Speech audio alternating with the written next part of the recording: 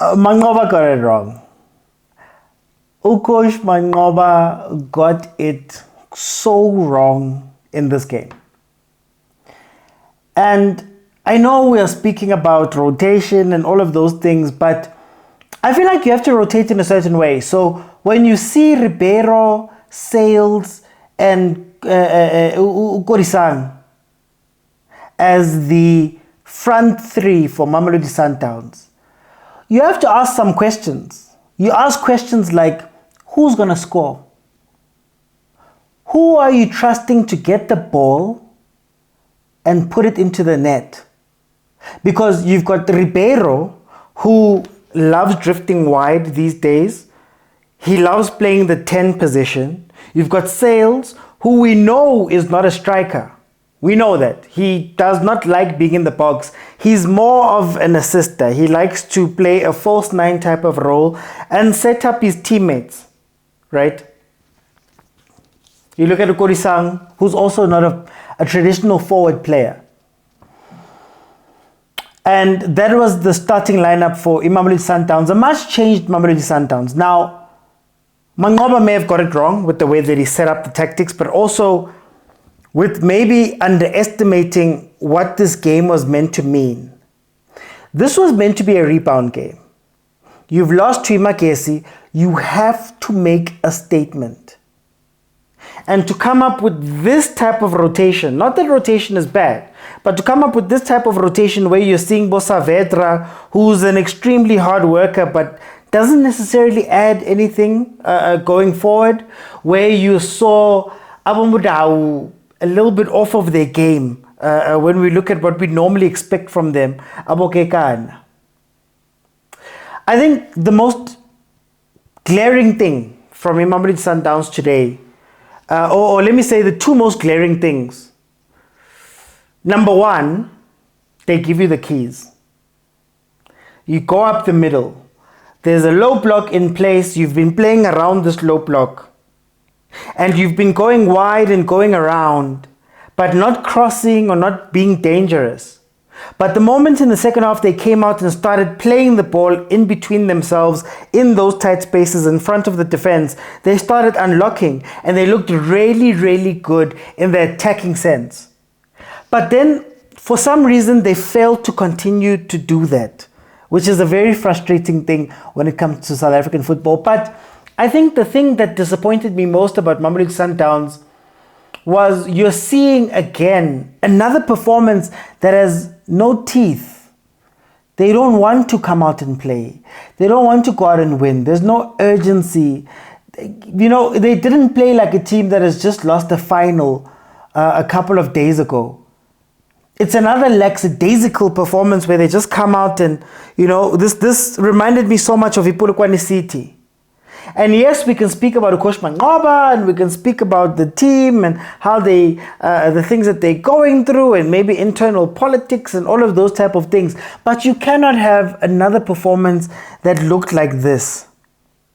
Sorry to interrupt the video that I'm sure you're enjoying, but I just wanted to say thank you for all of the support that you guys have shown me and my Overthinking Football platform.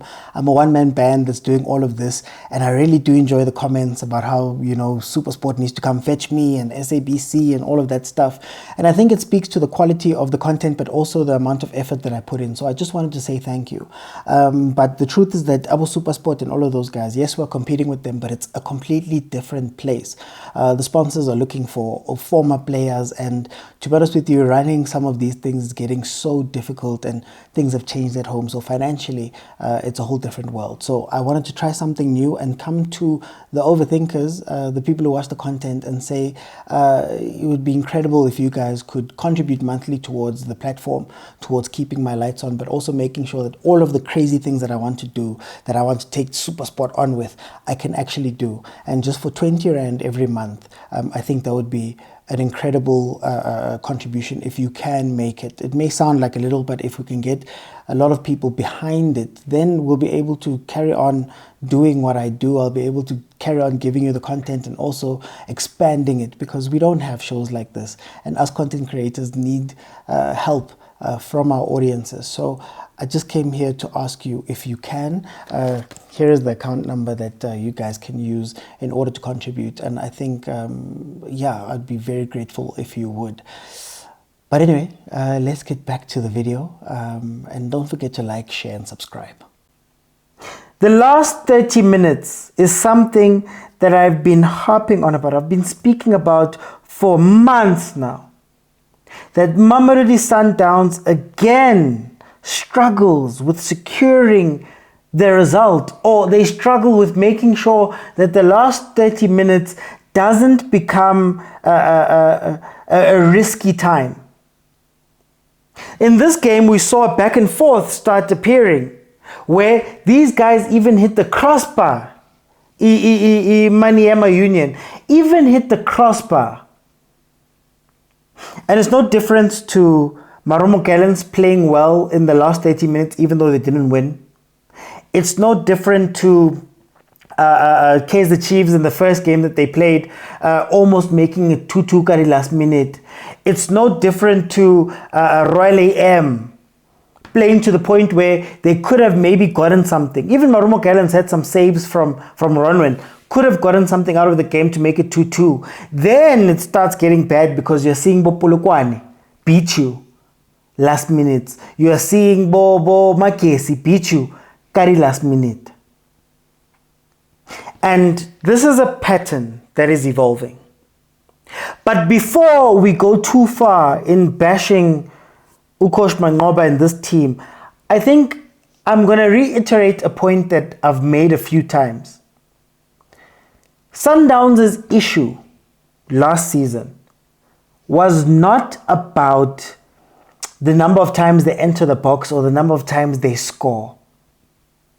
Coach MANQOBA coming in and changing the style of play and making it a completely different thing, where now they are playing a lot of ball inside the box, apparently wanting to play a lot more, being more aggressive, being a little bit open at the back, is not the issue with the Sundowns team.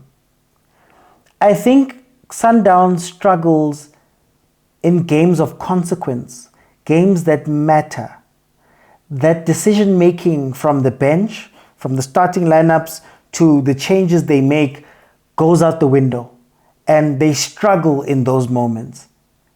And it's something that somebody's going to have to fix. Whether Ukosh MANQOBA is going to have enough time to fix that thing, I don't know. But I'm starting to feel as though it's a mental issue. I'm starting to think as though they get to those moments and they get scared or they get anxious. And now when those teams start attacking and they start playing, Sundowns could have easily lost this game. Easily lost this game. On top of the Makesi game, on top of what Polokwane did, on top of what Stellenbosch did. This is not looking like a very good season for them. And the scary part is it took Rulani almost 6 months or 7 months to start really feeling the effects of fatigue, of the rotation of the squad, not being able to rotate the way he wants to, not having enough time with the players and all of that. We're starting to see that now with Ukosh MANQOBA, and we've just started the season. And while I'm not one to say get fired or move him out the way or do all of that stuff, what I will say is I have said that he needs time to prove himself. But it seems like he's proving a lot of the haters correct. And that should be a red flag or a point of worry for Mamelodi Sundowns, that at this point of the season, they're already shaking. They're shaking very badly. And something needs to be done. Now, what's going to be interesting is how Mamelodi Sundowns goes forward now. Because I don't know if you can trust the B team. I don't know if you can rotate as heavily as you wanted to. And it would have been nice to see Bo Reynas on the bench. I think this was a Reynas game for him to do something. But they were rotating so well at the beginning of the season. Now this one for today, I don't know if it was some sort of plan that he had cooked up. I don't know if it's Khonyatsa, Maniema, but this was not it. And this was not for the time for this to happen. It's not a loss. There's still a lot of football to be played going forward. But The glaring mistakes that Sundowns has are now being exposed fully, and they're going to have to do something about it. See you guys on the next one.